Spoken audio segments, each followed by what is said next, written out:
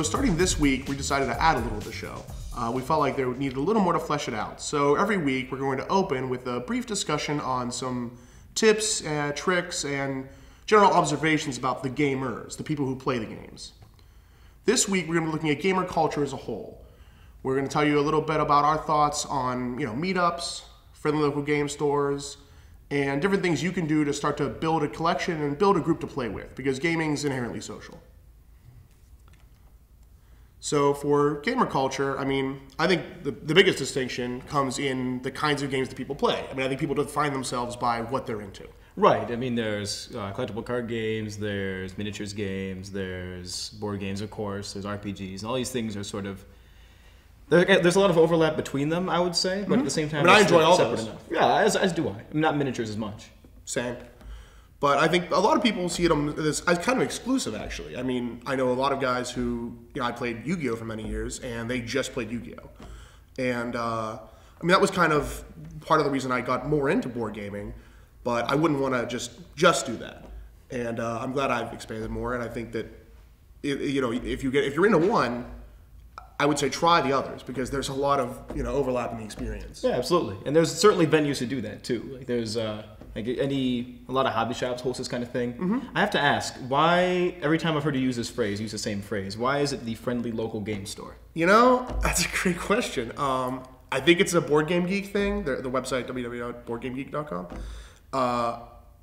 That's where I picked it up.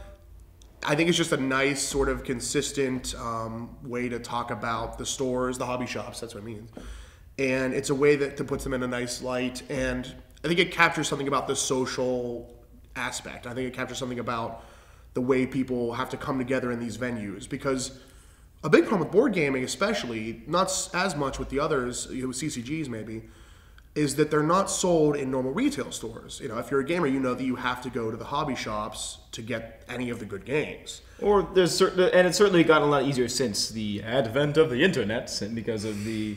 Right. There's lots of purveyors online that can give you relatively good deals on them, really easy ways to get a hold of the games, but it's certainly not always been that way.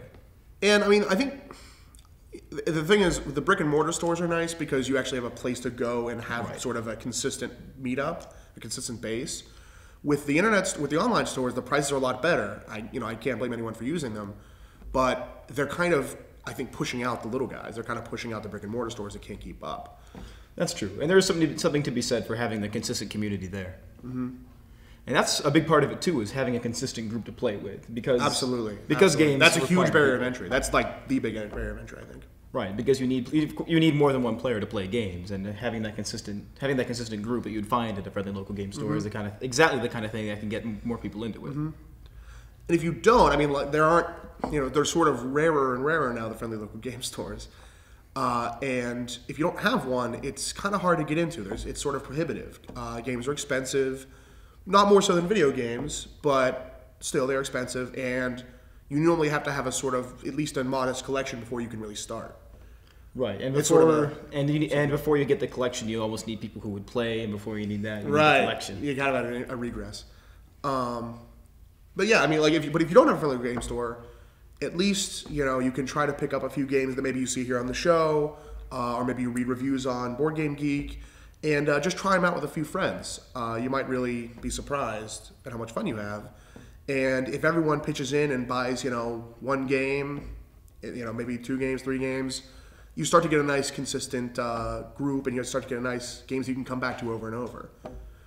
And I like the best games are very replayable, so you don't really need a huge collection in order to get into it.